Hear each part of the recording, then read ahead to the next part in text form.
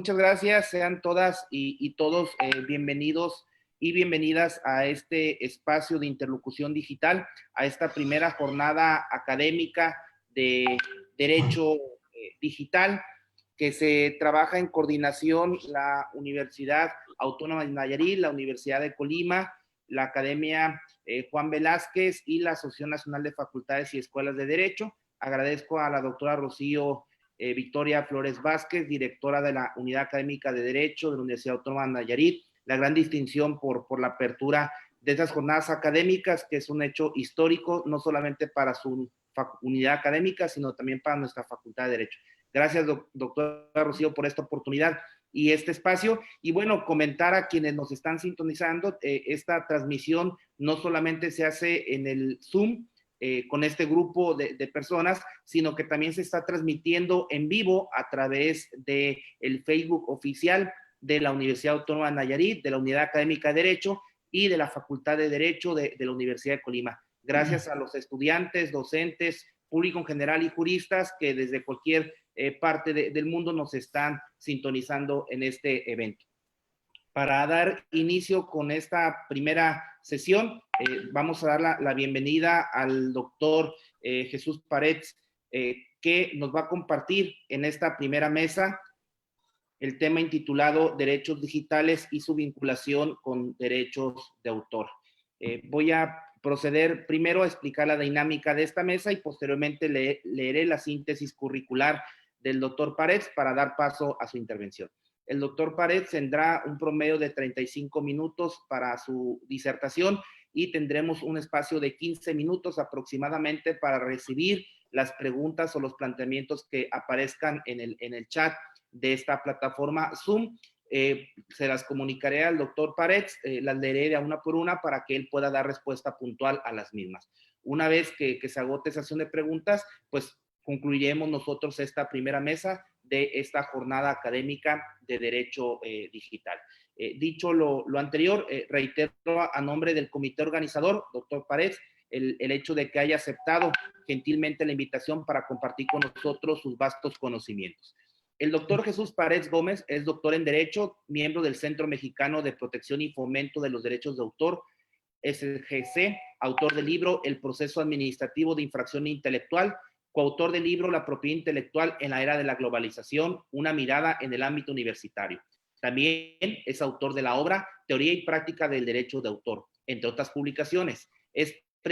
Obtuvo el premio a la mejor tesis en la categoría de doctorado en materia de derechos de autor con motivo del concurso auspiciado por el Instituto Nacional del Derecho de Autor en ocasión del bicentenario de la Independencia de México y centenario de la Revolución Mexicana en el año 2010. Asimismo, el doctor Parets es miembro del Instituto Interamericano de Derecho de Autor y director del Registro Público del Derecho de Autor del Instituto Nacional del Derecho de Autor. Sin más preámbulos, damos paso a la brillante disertación, seguramente así será, del doctor Jesús Parets. Adelante, doctor. Muchas gracias a todos. Perdón. Muchas gracias a todos. Buen día. Gracias a la Universidad de Nayarit, a la Universidad de Colima, que son patrocinadoras de este evento, y por la posibilidad que, a pesar de las difíciles condiciones, circunstancias que estamos atravesando en el mundo entero, podemos, con el apoyo de la tecnología, llevar a cabo estos ejercicios, donde a través de esta conferencia hay derecho informático, hay derecho digital, hay derechos de autor, porque hay contenidos que son el objeto de la transmisión, que son el objeto de la comunicación, porque ahorita nos estamos comunicando, además del gusto de vernos, nos estamos comunicando, pero en común tenemos una transmisión, impartición de contenido a través de una red. Red que tiene protección en la ley, que está sujeta a reglas. Tanto que se aplican algunas para el entorno físico y otras para el entorno digital. Dentro del derecho informático como ciencia del derecho, y me disculpan, anoche estuve hablando mucho y todavía no me recupero. Ayer fue un día bastante fuerte para mí, pero ya creo que va mejor. dentro del derecho informático, como ciencia del derecho, tenemos el derecho digital, que el derecho digital es parte de este derecho informático y que se vincula con un objeto importante que tiene que ver con el ciberespacio, las redes interactivas. Y en esto, de hablar de redes interactivas, estamos hablando básicamente del Internet, que viene a revolucionar el mundo entero, tanto para el derecho como para otras ciencias vinculadas, como es la informática, como es la cibernética, las matemáticas y, por supuesto, como dije al principio, el derecho. El derecho y en particular el derecho informático, que viene a desarrollarse y viene a englobar el derecho digital, que hablar de digital, pudiéramos hablar del tema digital y el tema electrónico. Hablar de digital desde un punto de vista de un servidor es hablar de la vía para llevar a cabo las transmisiones interactivas por las redes. El Internet es una forma de transmisión digital. Y que hablar de lo electrónico es hablar del soporte en el que se asientan los contenidos protegidos. Es hablar, por ejemplo, de una memoria, de un disquete, de un disco duro y de cualquier soporte electrónico susceptible de almacenar información de esta naturaleza en un soporte muy distinto al mundo analógico. Perdón. Justamente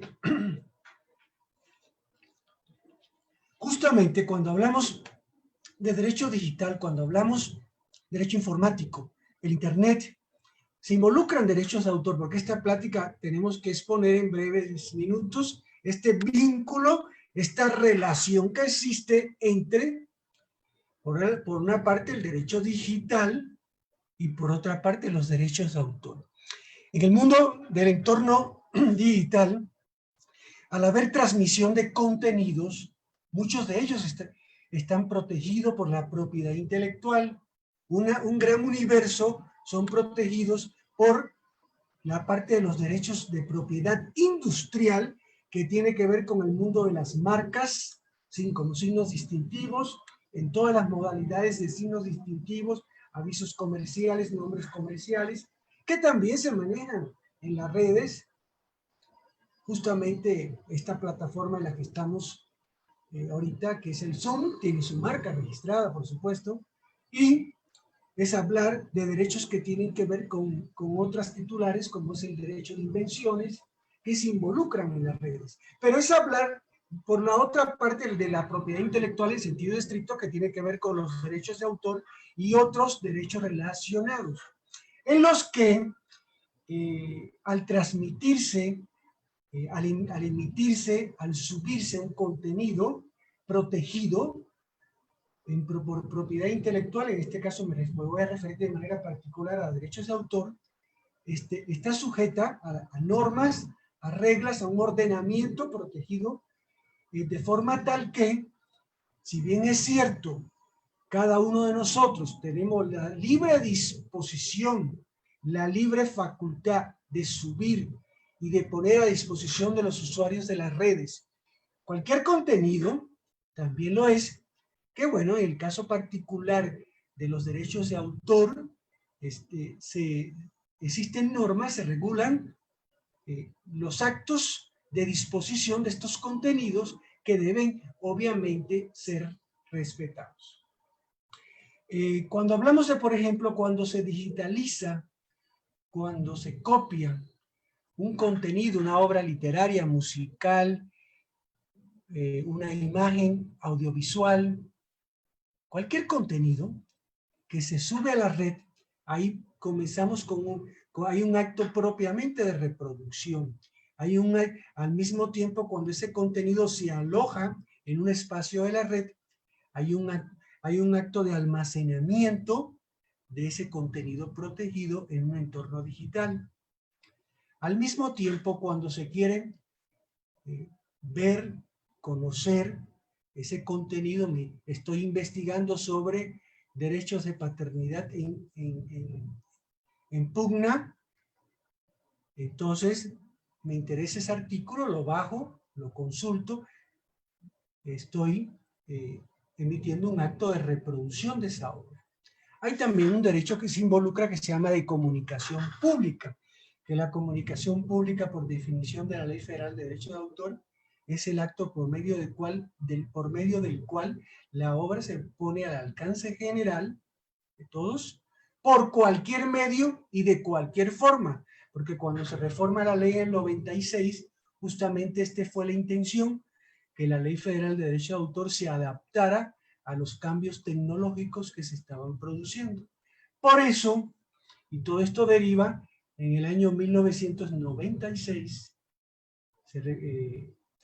sale en vigor la ley, y previamente se había, estas reformas que se hicieron en la ley derivan de acuerdos internacionales. Justamente en el propio año se celebran los llamados tratados de Internet.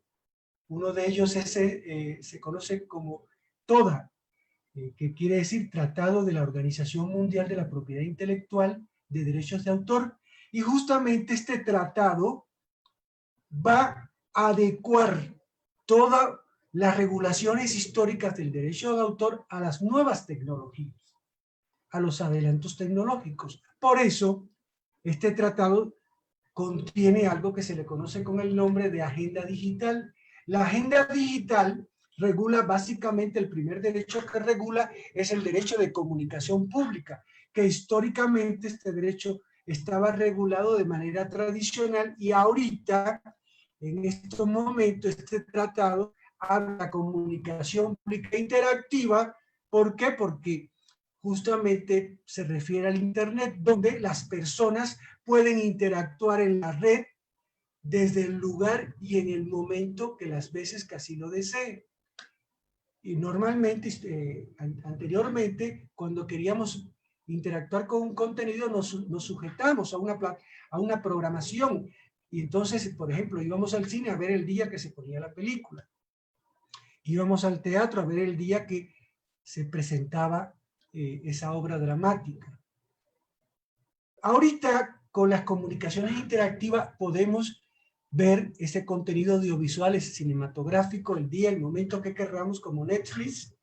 Y entonces, de manera interactiva, porque justamente interactuamos con un contenido protegido, en el momento que querramos, obviamente, se supone que pagando los derechos de autor para que ese contenido pueda ser lícitamente utilizado.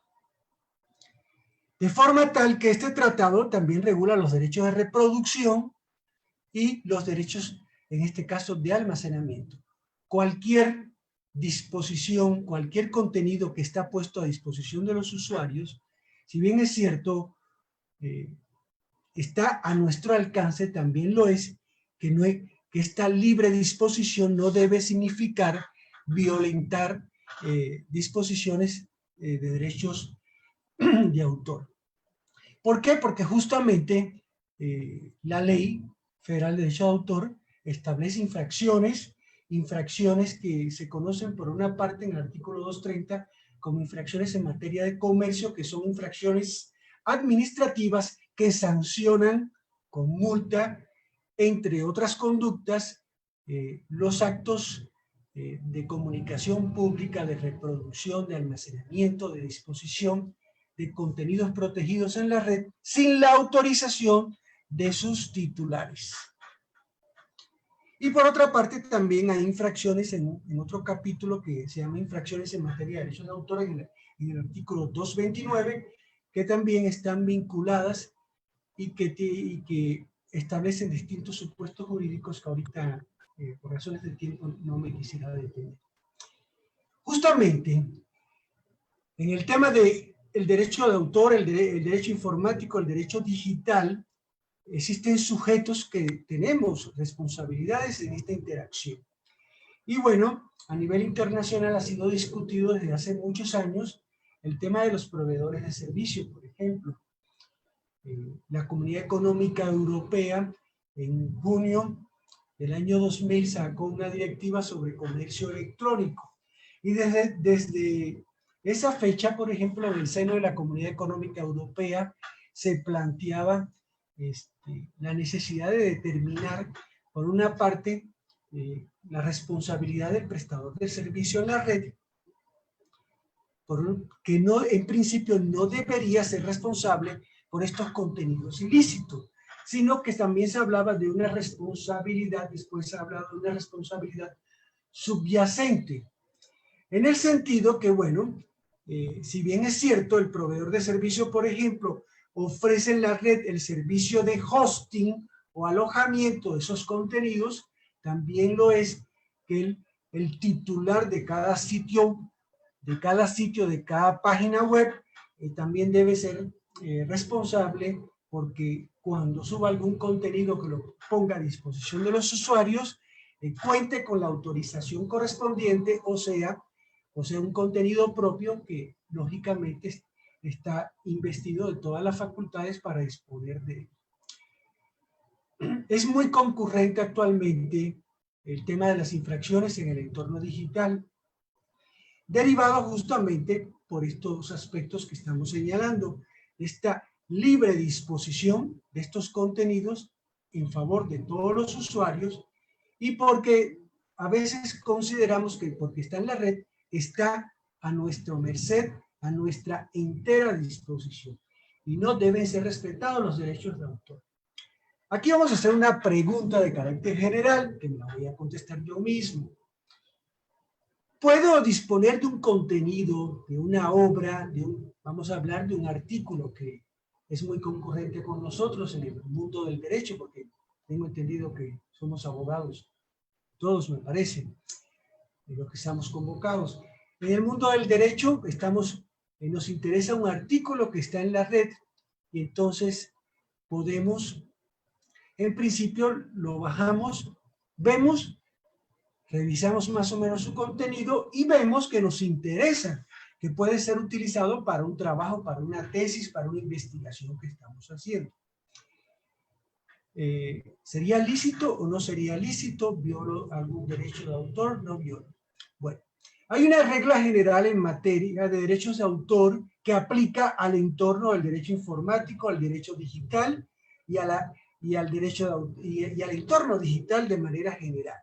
¿Puedo en este caso reproducir una obra ajena sin autorización del autor? Bueno, la Ley Federal de Derecho de Autor establece excepciones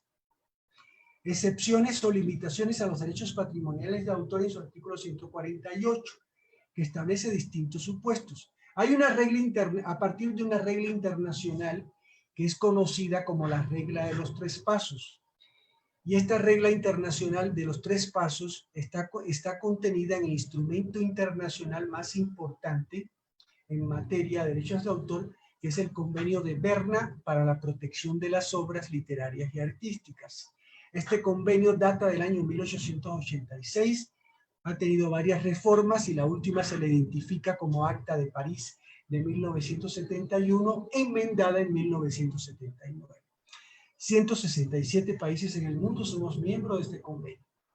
Y este convenio establece en su artículo 9 esta regla de los 3 pasos, que dice: puedo reproducir una obra sin autorización del autor, 1, en determinados casos especiales, 2, con tal que no afecte la normal explotación de la obra, es decir, que el autor no deje de percibir sus regalías, y 3, con tal que no afecte ni cause perjuicio injustificado a los intereses legítimos de su autor. Esta regla internacional tiene aplicación en el artículo 148 de la ley, y entre los casos especiales está el fin educativo y está la copia privada, que me voy a referir. Pero nuestra ley establece 5 requisitos para poder reproducir una obra, para efectivamente agarro ese artículo que estaba comentando y haga una copia privada en mi computadora. Pudiera hacerlo sin violentar la ley, pero hay que cumplir 5 requisitos previamente. Se trata de una obra ya divulgada. Ya divulgada quiere decir en materia de derechos de autor que ya la obra se dio a conocer y que dejó de ser inédita. De forma tal que si está en la red, ya está divulgada, ya se dio a conocer, entonces se cumple ese primer requisito. Sin remuneración, bueno, aquí no hay ánimo de lucro, pudiera ser. Tercer requisito, sin alterar el contenido, porque si alteras el contenido, violas el derecho moral de integridad del autor. Este derecho a modificar, a cambiar, a quitarle, a ponerle algo a una obra ajena, a un artículo, como está en el ejemplo que hablamos, es un derecho exclusivo del autor o salvo que él lo autorice, a estarle cambiando. El cuarto requisito, citando invariablemente la fuente.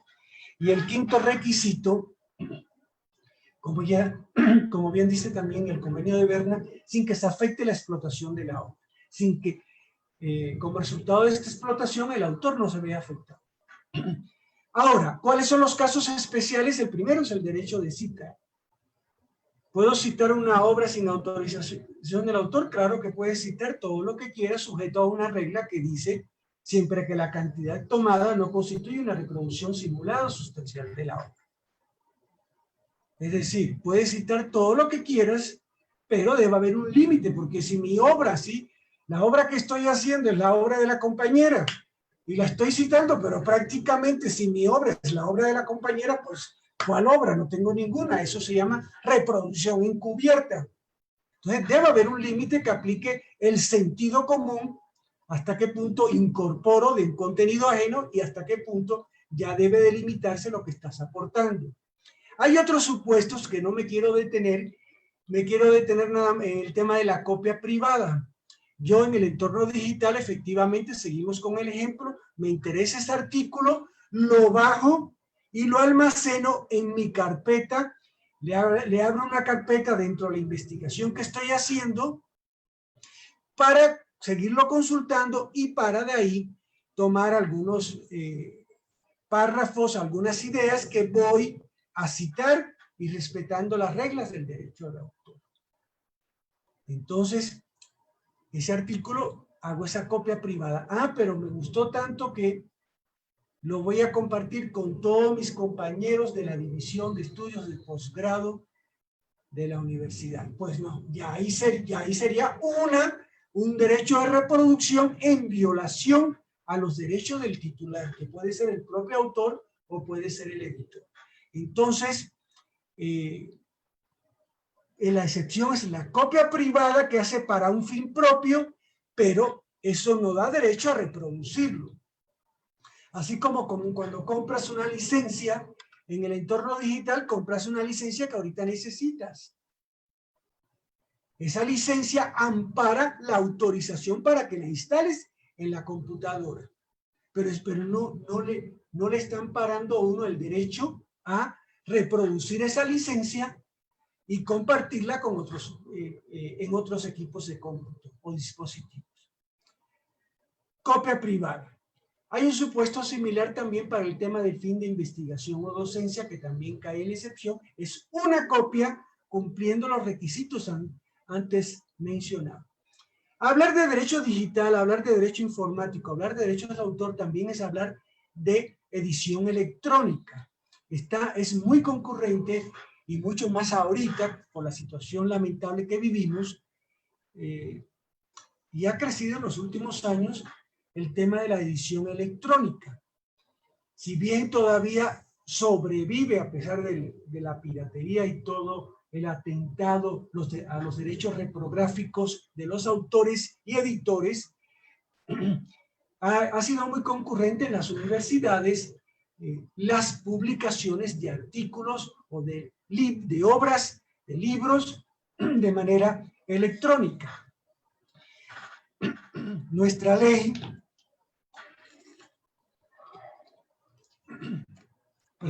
nuestra ley federal de derecho de autor regula en su artículo 47 los requisitos de un contrato de edición. El contrato de edición debe en primer lugar determinarse el alcance de la edición, es decir, cuántas ediciones va a comprender. Se recomienda que una edición por un contrato. Termina la edición, nuevo contrato.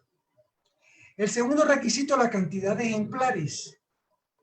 Hay que decir cuántos ejemplares se van a imprimir. Que en el caso de la edición electrónica, se debe contemplar en ese contrato la cantidad de descargas electrónicas que se van a llevar a cabo. Que es lo que el autor le está transmitiendo al editor y el editor va a editar ese libro y lo va a subir a la red bajo esas condiciones. Está el derecho de exclusividad si este contrato es o no en exclusiva, es decir, si durante el tiempo de vigencia se puede editar con otra persona, con física o moral, que normalmente se pone exclusiva, y la remuneración o contraprestación. El contrato de edición, y lo digo así muy claramente, estoy aquí siempre por mi respeto y lo respeto a ustedes, y no iría contra mi ética, siempre tengo que decir las cosas como son. El contrato de edición no es gratuito. Debe haber un pago o una contraprestación. Es decir, los editores pueden pagar, y cuando digo editor, puede ser la universidad que dicta, cualquier editor independiente o editor persona física. Debe pagar al autor esa contraprestación en dinero o en especie. Hay autores que se dan por pagados con libros, pues qué bueno. A mí como autor, ahí faltó mencionar, a mí se me olvidó poner, maestra, en mi currículo la última publicación que tuve el año pasado, que es un libro que estoy muy contento con él, que se llama Originalidad, Creatividad y Registro del Derecho de Autor, que justamente hablo de algunas cosas que estoy mencionando ahorita. A mí, por ejemplo, no me gusta que me paguen con libros. A mí me pagan mis regalías en el porcentaje que establece la ley. Normalmente se paga entre el 8 y el 10% de cada ejemplar o de cada descarga. Me gusta que me paguen con pesos mexicanos, porque cuando voy al súper no puedo llevarme los libros y pagar con libros, pues no. Pero bueno, eso es decisión de cada autor. Pero es válido. Hay inclusive instituciones educativas que he visitado, gracias a Dios, soy afortunado, he estado en prácticamente toda la República, y algunas, por ejemplo, pagan con otro tipo de contraprestaciones de libros también, pero de otros autores, apoyos para cursos, apoyos para eventos, inclusive hasta despensas he visto, de veras. Se vale, lo importante es que exista esa contraprestación. La edición electrónica va a amparar el derecho del editor, editor independiente, universidad editor, editor persona física, a poner a disposición la obra en la red, en los términos del contrato, por el tiempo que establece el contrato, para amparar determinada cantidad de descargas, porque la vigencia puede estar estipulada para 1 año, para 2 años, para 5 años, y puede ser que antes se agoten, se lleven a cabo las descargas autorizadas, y entonces el contrato no termina por el transcurso del tiempo, sino porque ya se agotaron la cantidad de descargas autorizadas. El contrato de edición electrónica permite es que a través de la red se puedan adquirir estas obras, se puedan consultar. Algunos autorizan formas de previsualización, de visualización completa, pero no autorizan descargas y no se pagan. Hay que ver cada contrato en particular. Esto tiene que ver un poco también, un poco en similitud propio del derecho informático, propio del entorno digital, propio del derecho digital, que están las llamadas licencias digitales, que para mi gusto son más que son licencias digital, terminológicamente debe ser licencia electrónica, porque es el contrato que autoriza la disposición, la autorización, por ejemplo, para comprar un software, un programa de cómputo, es a través de una licencia electrónica. Considero yo que no debe ser digital porque, como dije al principio, lo digital más bien hace referencia a la transmisión y no a la naturaleza del soporte. Los contratos electrónicos son muy propios del entorno digital. ¿Por qué? ¿Por qué? Porque justamente normalmente son contratos de adhesión, de someterse a las condiciones en que yo adquiero esa obra, ese programa, ese contenido literario, ese contenido audiovisual, musical, de lo que se trate, lo voy a adquirir, pero en las condiciones que la licencia. La licencia solamente es una autorización y eso debe quedar muy claro. La licencia no transmite derechos, facultades de disposición, no transmite facultades patrimoniales, solo concede una autorización en las condiciones que se establezcan. Algunas están limitadas en el tiempo y otras quedan de manera indefinida. Hay licencias gratuitas. El otro día consultaba con... Sí, la licencia solamente es una autorización, no transmite derechos patrimoniales. El otro día consultaba, alguien me hizo la consulta en este periodo de contingencia, de alguien que acaba de diseñar, de elaborar un dispositivo muy bueno para las instituciones educativas, para nosotros los docentes, para llevar el control de las evaluaciones. Muy buena aplicación. Y me estaba compartiendo la licencia que tiene redactada cuando vaya a empezar a venderla. Y justamente a veces más se manejan, y lo hacen mucho las grandes empresas productoras de software, donde primero manejan el copyleft, es decir, esta licencia abierta, libre, pero por un periodo de tiempo. ¿Te gusta? Se acaba el periodo, se retira esta posibilidad de usarla y entonces tienes dos opciones: o no la usas o la compras. Y entonces, en las condiciones que se establezcan. Que es muy común en el mundo de la compraventa en el entorno digital, esta forma de licenciamiento previo para dar a conocerlo y posteriormente ya se establezca de manera definitiva si hay interés en comprarla, en qué condiciones se establezcan. A mí me gustaría dejarlo aquí porque prefiero dar el espacio de tiempo a las preguntas para respetar. Ya creo que llevo como media hora, me parece. No sé quién me puede auxiliar, porque sí me gustaría dar oportunidad a las preguntas, por favor. Muchas gracias a todos y estoy a la orden. Me da mucho gusto ver algunas personas que su cara me es conocida y familiar. La maestra Alba me parece conocerla también. ¿Cómo está, maestra? Qué gusto verla. Cuídense mucho.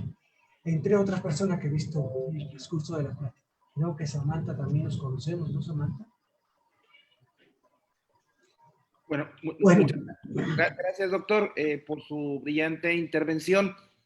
Voy a dar lectura a algunas preguntas que nos han llegado a través directamente del chat. Les recuerdo a quienes están incorporados a esta sesión de la plataforma Zoom, la vía de comunicación es a través del chat. De favor, ahí pueden plantear su pregunta, pero como también refería, estamos haciendo la transmisión en vivo a través del Facebook oficial de la Unidad Académica de Derecho de la Universidad Autónoma de Nayarit y de la Universidad de Colima, de la Facultad de Derecho, pues también estamos recibiendo vía WhatsApp las preguntas.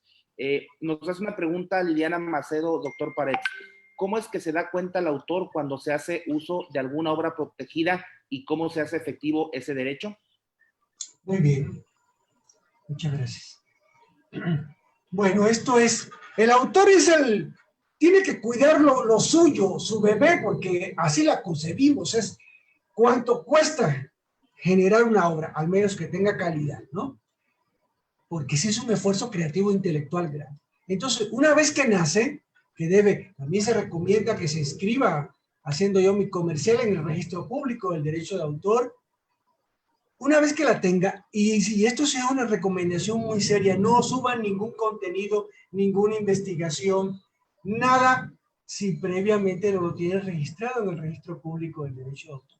Cuando lo suban, obra protegida por los derechos de autor, inscrita en el registro público del derecho de autor, con número tal, con fecha tal, y ustedes establezcan sus condiciones de licenciamiento, ustedes como autores o ustedes como universidad, qué es lo que están autorizando y en qué condiciones. Por como universidad deben establecer las reglas a través de esa licencia electrónica, qué es lo que están autorizando y cómo lo están autorizando. Y esto tiene que ver mucho con el Open Access, que no sé si me lo iban a preguntar que una vez, en mayo, el 14 de mayo de 2014 justamente, no recuerdo si fue el 14 de mayo, pero sí, en mayo de 2014, se reforma la Ley General de Ciencia y Tecnología, la Ley General de Educación y la Ley Orgánica del CONACYT. Y se crea esta figura de Open Access, internacionalmente conocido, o acceso abierto. Pero, ¿acceso abierto a qué? Dice la ley.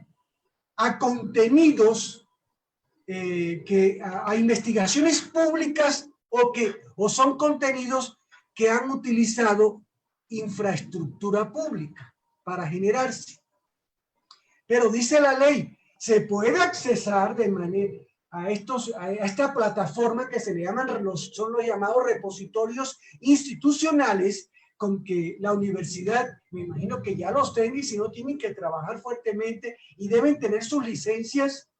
Y entonces este repositorio institucional de cada una de las universidades participantes, que debe estar conectado con el nacional, el de CONACYT, entonces va a subir, dice sin permiso, sin pago, sin autorización, todo eso muy bien, qué bonito. Pero hay una coma, a investigaciones públicas, qué bueno, pero hay una coma. Dice, sin perjuicio de los derechos de autor. Y los abogados sabemos que sin perjuicio es sin afectar al derecho de autor. Por lo tanto, aún en condiciones de acceso abierto, debe el autor, y hablo de autor, profesor, autor, investigador, cuando autorizar a través de esta licencia electrónica que se suba su investigación a esta plataforma, a este repositorio, en condiciones que yo recomiendo. Debe haber una licencia tipo para toda la universidad, que son las condiciones en que la Universidad de Nayarit, por decir un ejemplo, sube todas sus investigaciones en condiciones de acceso abierto. Debe estar reglamentado. El autor debe preocuparse por lo que sube y en qué condiciones. Es como en la casa de cada uno de ustedes, su departamento, hay que tomar medidas de seguridad, la chapa, una reja, alarma, no sé. Se tiene que prevenir conductas infractoras. Pero muchas veces estuve, lo conoce la maestra Beatriz, entre otros, estuve en el Instituto Mexicano de la Propiedad Industrial casi 10 años viendo violaciones a derechos de autor. Y es muy concurrente el tema de infracciones en el entorno digital. Se puede ejercer la infracción en materia de comercio ante el Instituto Mexicano de la Propiedad Industrial. Inclusive, y si es un tema de, normalmente que ahí se viola mucho la comunicación pública, el derecho de comunicación de puesta a disposición en la red. Ahí hasta les doy el fundamento 231, fracción primera, para la comunicación pública que se está violando, y la tercera, que es para los derechos de reproducción sin autorización del autor. Se debe establecer esta infracción, esta demanda de infracción en este sentido para contra el presunto infractor. Pero definitivamente es una responsabilidad de uno como autor, o en su caso del titular, que puede ser la universidad, el editor, el productor, etc. Muchas gracias, doctor Paredes. Les comparto que nos quedan 8 minutos de esta transmisión para la primera mesa que estamos desahogando. Tenemos todavía 2 preguntas que nos han llegado. No sin antes reiterar que estamos haciendo la transmisión en vivo a través del Facebook oficial de la Universidad Autónoma de Nayarit, de la Facultad de Derecho, pero también de la Academia Mexicana de Derecho Informático, quien es coorganizadora de este evento, a quien le agradecemos también todas las facilidades y las gestiones realizadas. Tenemos una pregunta del doctor Mario de la Madrid Andrade, que es la siguiente. Si gusta, doctor Paredes, le leo las 2 preguntas continuas para que usted determine en qué orden responder, considerando que nos quedan 8 minutos. ¿Qué responsabilidad tiene el editor si una obra digital circula en redes sin restricción alguna, de tal manera que cualquier persona puede tenerla? A ver, espérame, porque estoy un poco cansado y pierdo el orden. No se preocupe. No, entonces, si gusta, leo esta primera, ya que responda, vamos a la segunda. ¿Le parece? Yo respeto los... El editor es editor de una obra porque debe haber un contrato de edición electrónica o de la forma o física de la manera tradicional o ambas, porque a veces en un contrato se manejan ambas modalidades de explotación. Desde el momento que hay un contrato celebrado, el autor tiene una obligación frente al editor, entregar la obra en el tiempo convenido y, dice la ley en su artículo 56, 52 me parece, que responder de la originalidad de la obra y garantizar el ejercicio pacífico de los derechos. Lo que te doy es un producto original y no es una copia, no es un plagio. Y ya ha pasado. Lamentablemente el tiempo es muy corto y no les puedo compartir casos prácticos. Entonces, y el editor tiene la responsabilidad de concluir la edición en el tiempo convenido, que no puede ser superior a un año.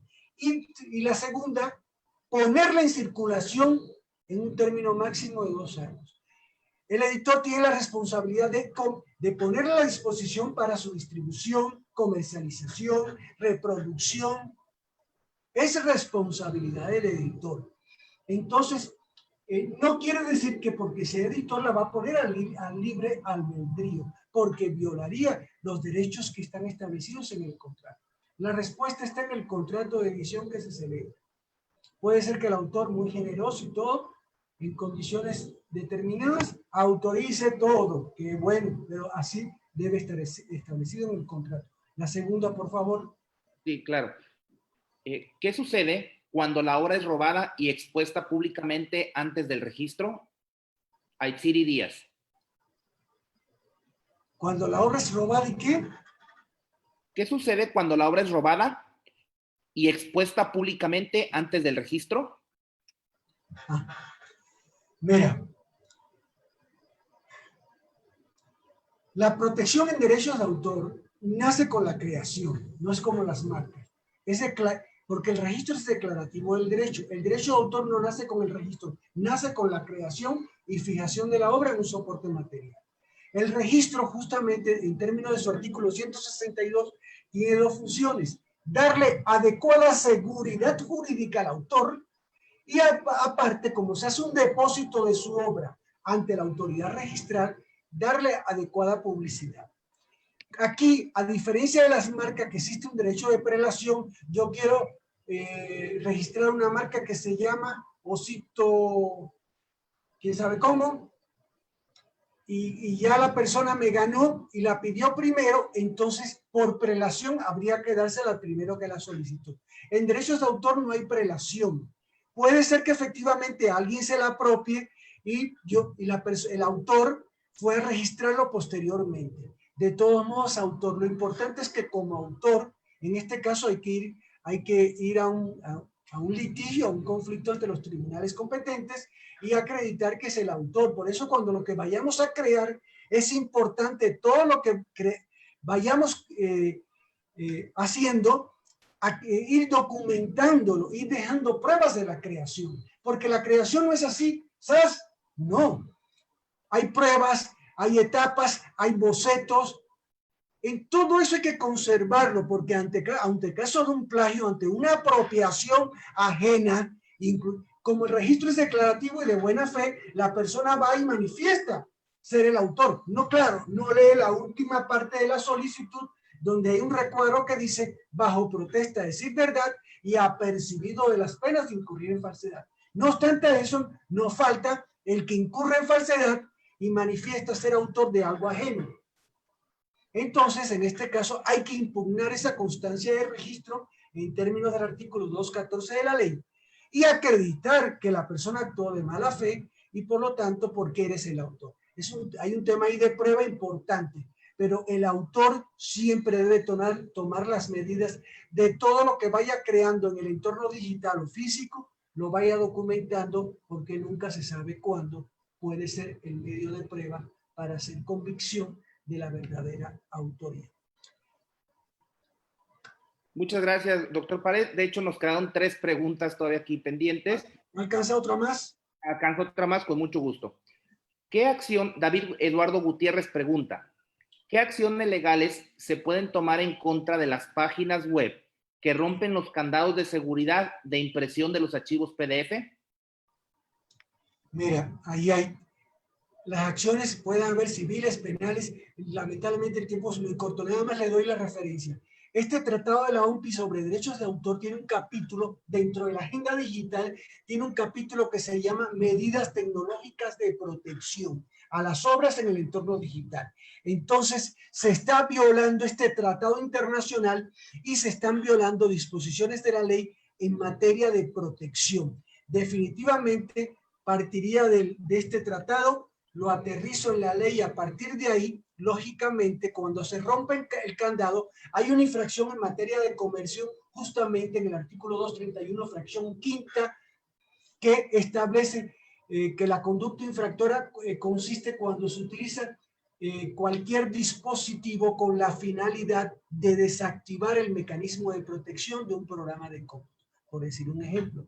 En este sentido, nuestra ley, en mi opinión, debe ampliarse todavía la cobertura de protección, porque si en materia de medidas tecnológicas se limitó a programas de cómputo, ha habido intentos de reformas y todo para que esta protección, por supuesto, al entorno digital se extienda a cualquier tipo de contenido, a cualquier tipo de obra. Yo le doy las gracias por esta oportunidad que me han dado de participar en la mañana de hoy con ustedes. Me da gusto verlos, saludarlos, todo mi aprecio, mi cariño para todos ustedes, mi respeto. Y cualquier duda, por favor, autorizo a los coordinadores del evento para que compartan mi correo institucional y ya me puedan directamente hacer la pregunta. A veces me tardo un poquito porque ahorita, como en condiciones de contingencia, es una saturación de correos impresionantes, más de 100 diarios, pero con mucho gusto téngalo por seguro que sí le contesto y si puedo contribuir al esclarecimiento de la duda, es un placer. Me siento profundamente agradecido por esta invitación. Me da mucho gusto haber compartido este espacio de tiempo. Mi cariño, mi respeto para todos ustedes. Buen día y sobre todo lo más importante, cuídense mucho en este periodo de contingencia y que Dios permita en algún momento tener un encuentro físico. Gracias a todos. Muchas gracias, doctor Jesús Paredes, por su brillante disertación, sobre todo por su disposición para responder las preguntas. Sabemos de su complicada agenda de trabajo y no obstante aceptó intervenir esta mañana con nosotros a nombre del comité organizador de la Universidad Autónoma de Nayarit, la Unidad Académica de Derecho, la Facultad de Derecho, la Universidad de Colima, la Academia Mexicana de Derecho Informático y la Academia Mexicana de Derecho Juan Velázquez, así como la ANFADE. Le agradecemos el favor de su atención y sobre todo pues estamos pendientes para futuros eventos. Muchas gracias, doctor Paredes, nuevamente por esta disertación. Le haremos llegar la constancia correspondiente vía electrónica. Gracias. Sí. A todos, a la doctora, a todos, a la maestra Beatriz, que fue la primera que me llamó, a todos los que me han apoyado para esto, que hicieron contacto conmigo, a la maestra Georgie, a todos, a la maestra Blanca, que me da gusto verla, a todos, la verdad, me emociona este encuentro, aunque sea por esta vía. Y espero en Dios, porque Dios es grande, que en algún momento va a ser físico y con más espacio de tiempo. Los quiero mucho. Buen día. Gracias.